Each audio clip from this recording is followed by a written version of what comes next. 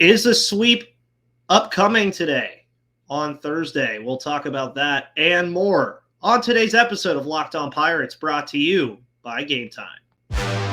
You are Locked On Pirates, your daily Pittsburgh Pirates podcast. Part of the Locked On Podcast Network, your team every day.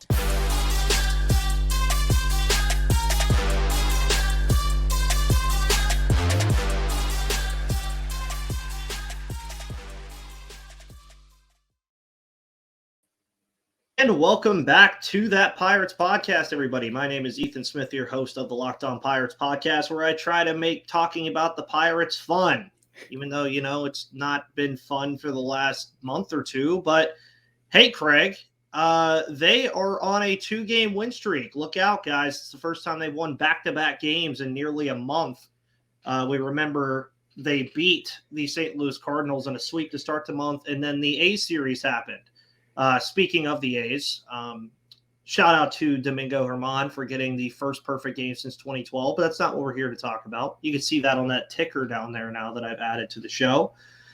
But Craig, how are you, man? I mean, the Pirates are the offense has come alive again. They came out of their hibernation. The winter is done. The birds have flown south. Yeah, I mean, I think that maybe everybody talked this into existence because of how poorly they had been playing or hitting, for the past, month and a half. Yeah, it's really nice to see. Took in the game on Tuesday, City Connect Day with the three kiddos, had a blast there, even though there was a little bit of rain at the beginning. I think we had just sat down at our seats and the game was about to start and it rained for a little bit, but very exciting.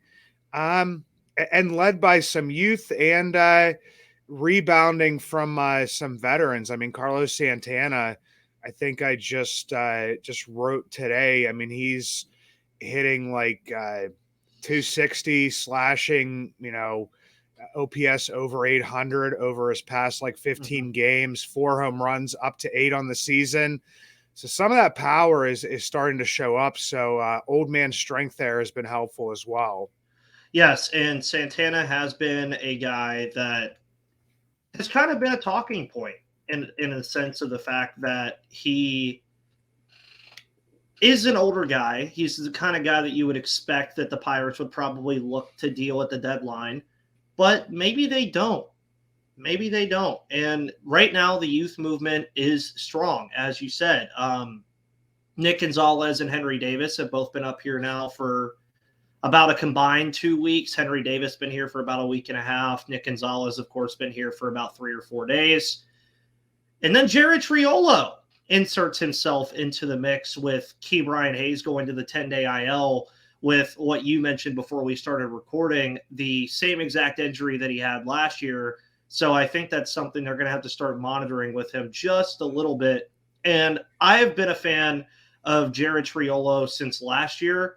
I think he has the second best infield glove in the entire system, including the major leagues. So system down, I think he has the second best glove in the entire system outside of Bryan Hayes. And not only that, he brought the bat yesterday too. Gets his first major league hit, really helps lead this team to a 7-1 victory. He looked perfectly fine at third base for a good portion of this game for the most part. Mitch Keller did Mitch Keller things. I will shout to the rooftops for him to make the All-Star game. Let's remember, pitchers are not voted by fans for the All-Star game, so there is probably a likelihood that he does get that nod. And it's crazy, too, to me that now the offense is giving the team run support. Of course, they get 2 runs in the first inning yesterday, the 5-run 7th inning.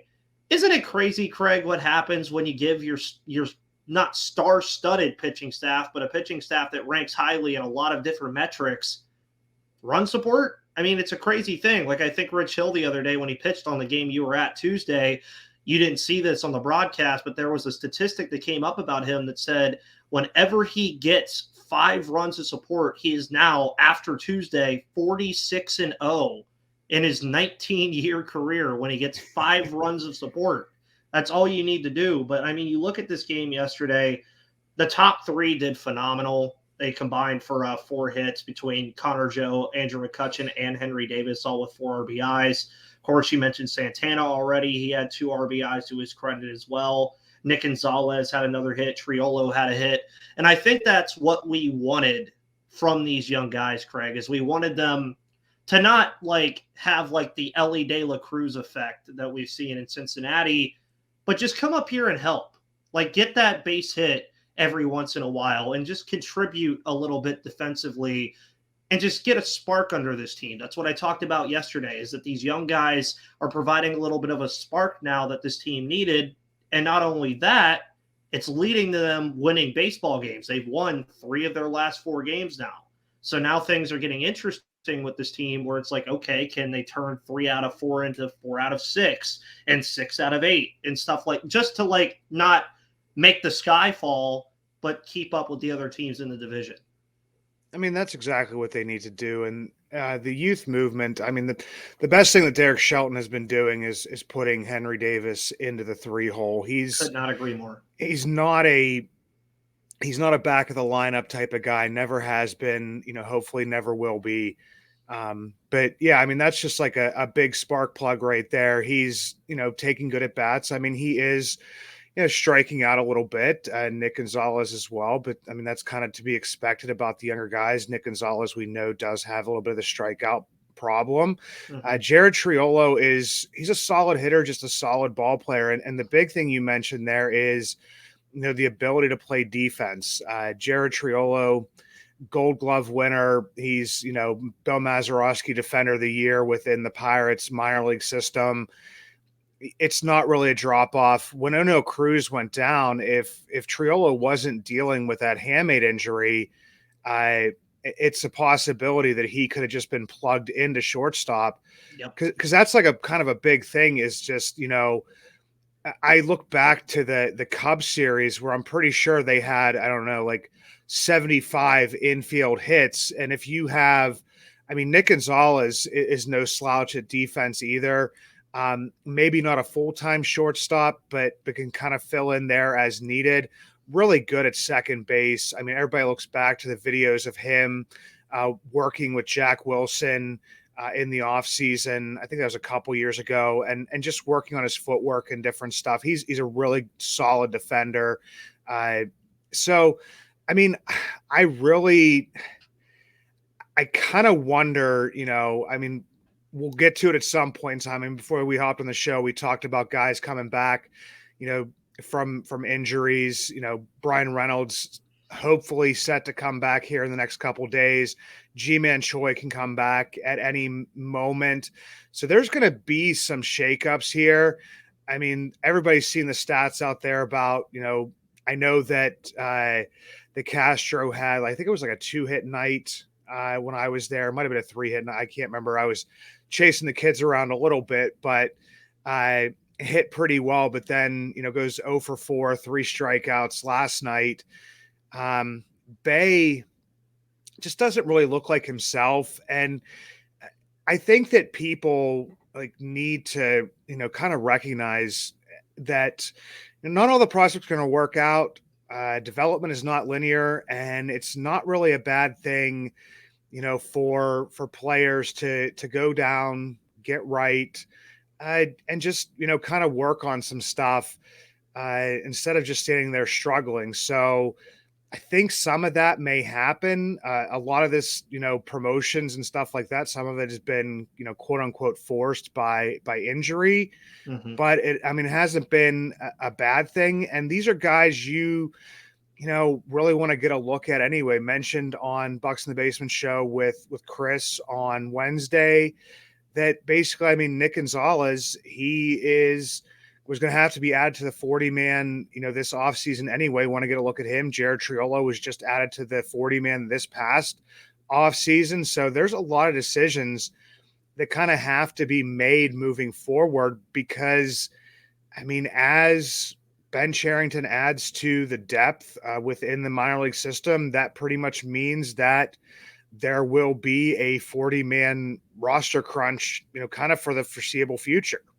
Yep. And I agree. And honestly, too, the last thing on Triolo before we move on about the getting healthy part, I would not in the slightest be mad if when Reynolds and all these guys start coming back, that if they keep Triolo up, and a lot of people are probably saying, well, he's only played one game. Let's see what he does. But let's get a good look at him.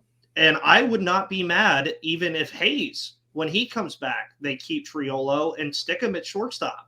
He can play there defensively. I mean, there's no doubt in my mind that you could stick Jared Triolo in at shortstop, and you arguably have the best defensive tandem on the left side of the infield in baseball at that point, just based from a statistical standpoint. Then, not even considering that you have Carlos Santana at first base, who leads all first basemen in defensive runs saved, and Nick Gonzalez, of course, can play second base. That's his natural position. Defense will suddenly not be an issue.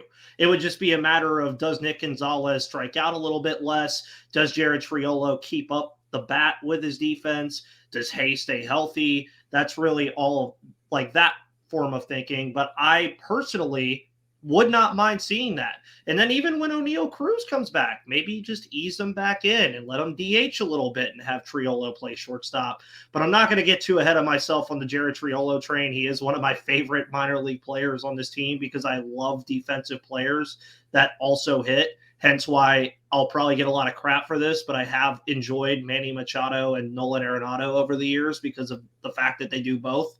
But anyways, getting healthy is going to be of the utmost importance for this team. And honestly, if you want a healthy dose of cheap tickets to go see the Pirates play, much like Craig did on Tuesday, and like I did on Monday for Monday Night Raw, you can download the Game Time app today and use code LOCKEDONMLB for $20 off, because buying tickets to your favorite event shouldn't be stressful. Game Time is a fast and easy way to buy tickets for all the sports, music, comedy, and theater near you. They have killer last-minute ticket deals and their best price guarantee, which is the Game Time guarantee, which means you'll always get the best price. If you find tickets in the same section and row for less, Game Time will credit you 110% of the difference. So download the Game Time app, create an account, and use code LOCKEDONMLB for $20 off your first purchase. Terms apply. Again, create an account and redeem code LOCKEDONMLB for $20 off, and download Game Time today. Last-minute tickets, lowest price, guaranteed. Make sure you guys also tune in tomorrow for Mailbag Friday. We also might have an episode with Locked On Padres host Javier Reyes about this series. And I will not say it on the show, but Andrew McCutcheon also had an infamous legacy tweet today, if anybody saw that this morning. So that probably means the Pirates are winning today. And it's another come home thing for Joe Musgrove, who now comes back to Pittsburgh again and will probably dominate again, because Joe Musgrove just turned into a completely different person when he left Pittsburgh. Not to say he wasn't great here, but he is definitely a different animal in San Diego. But you already kind of hinted at what we were going to talk about here, Craig, about the health of this team. I don't think people look at it, and it's down here, by the way. So, like, literally, we're talking about it right now, and it's right there. Just look at all those names that are on the injured list right now. Brian Hayes, Bryan Reynolds, Colin Holderman, Jose Hernandez, O'Neal Cruz, Vince Velasquez, JT Brubaker, Max Kranick, Mike Burrows, who we all expected to be up here this year, Big Z Rob, he's on the injured list. And yet, they're still managing to win baseball games. Not now, not recently, but now. And they're still within a shooter's chance of doing good things here in 2023. You already mentioned it, that Reynolds and Holderman likely to be back this weekend. That's their expectation. The 10-day IL, that stint that they both, well, Holderman's on the 15-day, but their IL stints both end on the same day, which is Friday against Milwaukee in Pittsburgh. And then G-Man Choi, of course, on his rehab assignment, moves up from Altoona to Indianapolis. You mentioned he can come back at any time he wants. There's going to be a lot of roster movement once these guys come back, but I don't think anybody could argue that getting Bryan Reynolds, G-Man Choi, and Colin Holderman back will be just fine, depending on the corresponding moves. What are those corresponding moves? I couldn't tell you. I would assume it'll be one of Castro, Marcano, or Bay, and then maybe two of them, depending on what they decide to do. Maybe they just get looked at Triolo for a week and then send him back down. I don't know. I don't know those things. But to me, of anything that we need to look at right now with this team, win, loss, whatever, getting healthy is of the utmost importance. And I didn't even include the fact that we're probably only about a month and a half away from O'Neal Cruz coming back. So if the team can stay afloat until he returns, while you're also getting back all these other guys from the IL, Craig, what does that do for this team? I mean, is it going to result in wins? Do you think like it results in better baseball? I mean, it kind of, I mean, with especially with Reynolds and O'Neal Cruz, that's just a completely different baseball team. I mean, that's something that I don't think that fans forget, but I mean, they do need reminded of is that probably the the most impactful bat, and I'm not saying like the best bat or the best player, but probably the most impactful bat has, been on the shelf for, over 2 months at this point in time. So, I mean, you inject, I don't know how many home runs he may have hit at that point in time, to this point in time in the season, could have made a difference in some of these baseball games. I mean, I look over the weekend, just, a key hit here or there against a Marlins team that really doesn't have that great of an offense and just really has a great rotation and and a solid bullpen. And I think at one point in time, I'd have to look up the stat again, but I'm pretty sure they've won the most one-run games in Major League Baseball. I think to start the year they were like 16 for 16 or something crazy like that in one-run games. So just inject Bryan Reynolds or especially O'Neal Cruz into that lineup against that team. I mean, you maybe come away with one or two victories there. So, I mean, that's just the big thing for me is that, I know it's kind of easy to say like, if we had these guys, maybe it wouldn't have, gone as poorly as it has. But I mean, like you said, we're still in this division, and it's not like other teams in this division aren't dealing with injuries as well. Hunter Green, Nick Lodolo, Graham Ashcraft. I mean, there's the injuries for the Reds are piling up, and yes, they were, able to, come from behind and pull out just another victory there.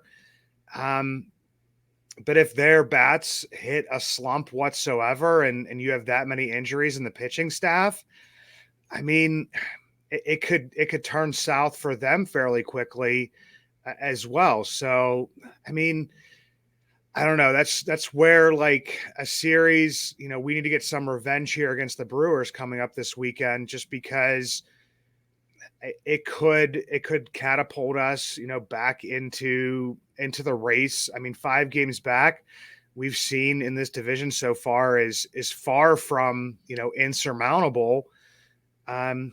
My thing is that, and I've said this a million times, is just trying to avoid, one of those 6, 7, 8, 9, 10 game skids again. And that could have easily been avoided just picking up, one more of those games, in Milwaukee, being able to,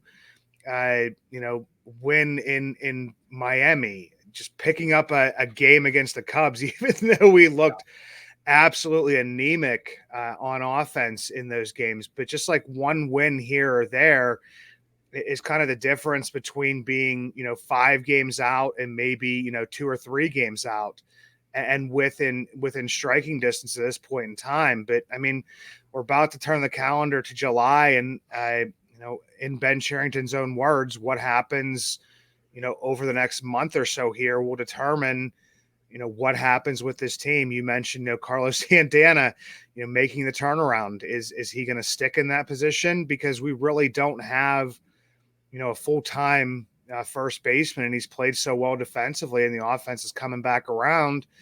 I mean, he's probably one of the more valuable trade chips. Does Rich Hill stay healthy? A man that's shown that, even when he doesn't have his best stuff. And I will say again, I mean, every single time it rains, the Pirates starters just have a bad inning. I mean, it's happened to Oviedo a couple of times. It's happened to, Rich Hill now again. Just had it rained. He had his bad inning, but kind of pulls it back together. Hasn't had his normal IL stint. Knock on wood, because talking about staying healthy. What would that do? To the starting rotation. I mean, obviously, Quinn Priester there. Rowanzi having a good, long relief appearance as he's starting to work his way back. But I mean, in essence, to me, that's just, more innings, that have to get eaten up. And Rich Hill, like, no matter what, is like, for the most part, outside of, another rain induced, I think it was a rain delay where he only went like, 3-4 innings. It pretty much guarantees like 5-6 innings every single time he goes out. And, even if it's not the best, it's something that this team, sorely needs, because, I mean, you just mentioned Holderman, Hernandez, Zastrizny, anybody. I mean, Crow. I mean, you probably were looking for at least like 40 to 50 innings from Crow this year. Yep. So, I mean, and Colin Selby, Cody Bolton's gotten, Carmen Majinski. I mean, at some point in time, I mean, you're going to need to get innings from other places, but that's where it's just like, it's going to come down. Can we possibly, get Carlos Santana a little bit cheaper? Because we don't have an answer at first base if we can't go out and get a legitimate first base bat. So I don't know, man. Get healthy, stay in the division. Yeah. And we'll kind of see how this plays out, but just, limiting those long, losing streaks. I'm not saying we have to, win 10 in a row after losing 10 in a row, but it sure would be nice. It sure as heck would be nice. But to me, you've accomplished this here right now. You've won this series. Every single series you go into, your goal should be to win the series. So, I mean, even if we lose today, get back on your horse. Your goal should be to win the series when Milwaukee comes in. Yeah. And including today's game, they have 11 games left before the All-Star break. And as I always say, division games still matter. They do. This one in particular, though, to me means a lot, because just taking a peek at the schedule, we had that big stretch of 9 games that I called the biggest stretch of the year. They imploded, yet they're still where they're at. They have this 3-game set against Milwaukee that starts tomorrow. They then do not play an NL Central opponent until August 3rd. The Pittsburgh Steelers will be at St. Vincent College doing their training camp for an entire month before the Pirates play another NL Central game. That NL Central game, again, just happens to be against Milwaukee. Then, in August, that's where it gets really nuts. You have Milwaukee, Cincinnati, St. Louis, and Chicago. You play all 4 of them in the month of August. So this 3-game set against Milwaukee, I think, is a big deal, because here's your chance. Okay, go look back at June. Your last game in June is tomorrow. Go look back at it and say, we screwed up. We could have played better baseball. But as you said, go into that series starting tomorrow with the idea of winning the series. You don't have to sweep them. That's not what we're asking here. Just win 2 out of 3. Because if you can have a homestand, let's say they win today, and if you have a 5-1 homestand after what they did, I can guarantee you that number right there on the bottom is not going to say 5 games back anymore. It'll say maybe 3.5 or 4 at worst. And you look at what pitchers we face in Milwaukee, we basically face 3 different guys that they didn't see the last time. You get Freddie Peralta. You get Corbin Burns. You get Rhea, who I don't know his first name because I haven't looked into it much. But then you look at the Pirates. I mean, you have Beto, you have Oviedo, you have Hill. There's a lot to like about this team. And that's why I ask, is the division still up for grabs? Yes.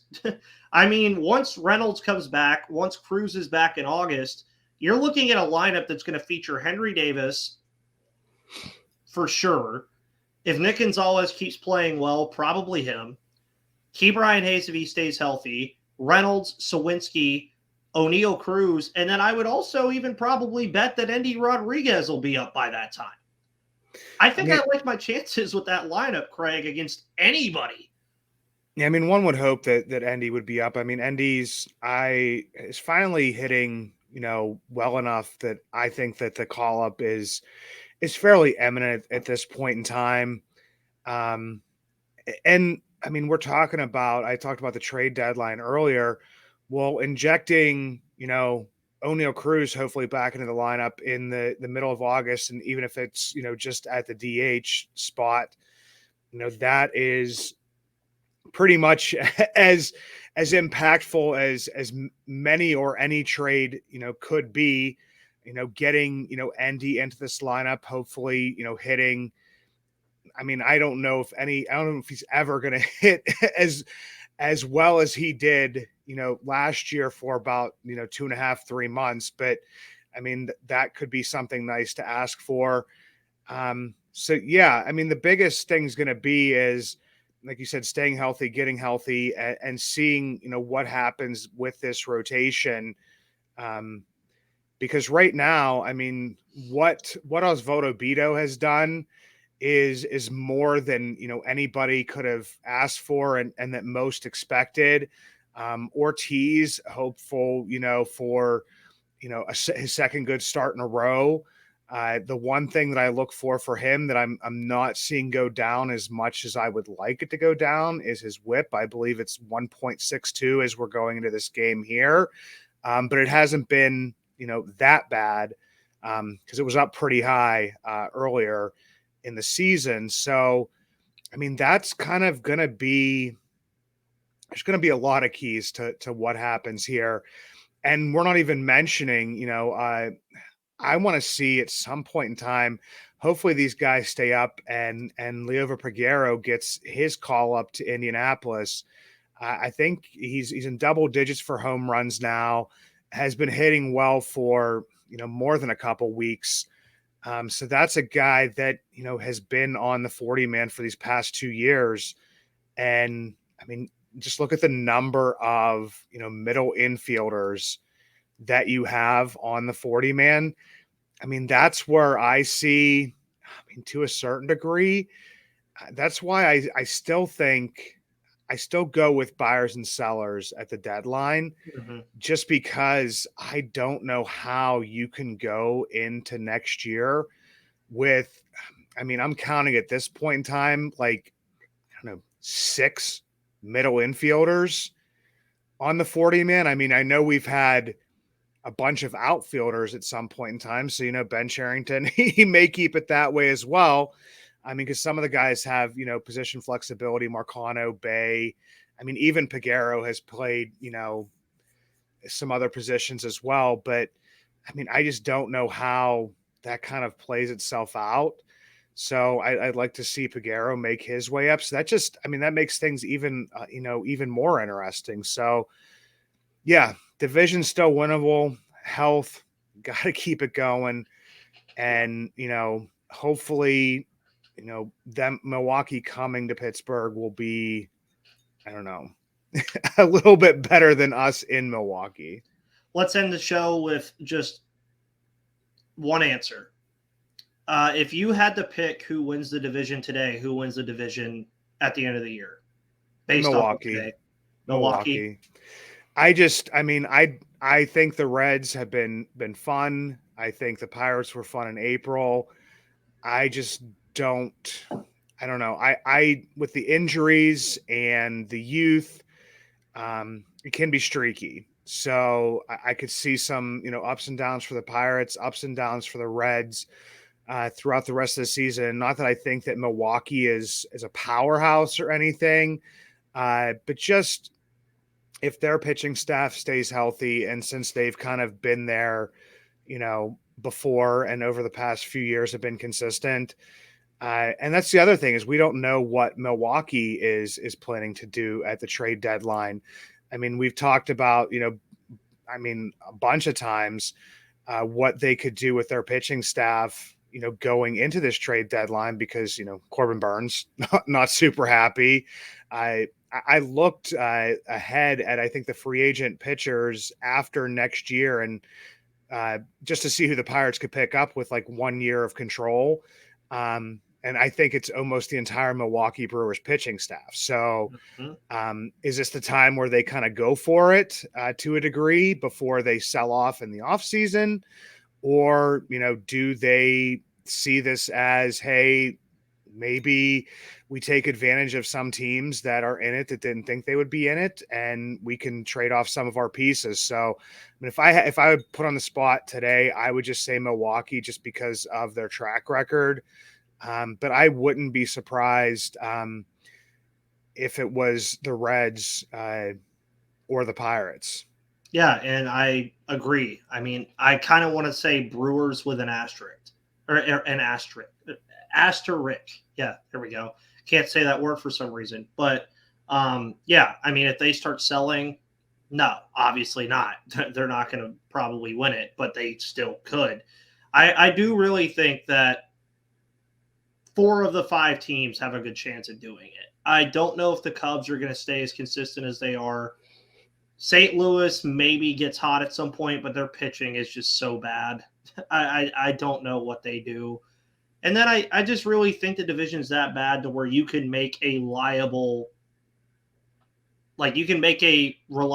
sense that any of these teams can win the division. But we'll see how it plays out. We still have a game to watch today. It'll actually probably be on your feeds right before the game starts. But guys, thank you so much for tuning in. As always, make sure you follow Craig on Twitter at Bucks Basement. Look for my recap story that'll probably be up super late tonight because I have to go to work like right after the game is done. So that'll be up at some point. Also, you can follow the Locked On Pirates podcast on Twitter, YouTube, or wherever you get your podcasts at Locked On Pirates. Have a wonderful Thursday. Enjoy some afternoon baseball. It's Joe Musgrove versus Luis Ortiz. Pirates go for a sweep, Craig. Let's hope they get it. Guys, thank you so much. Have a wonderful day. See you on the flip side.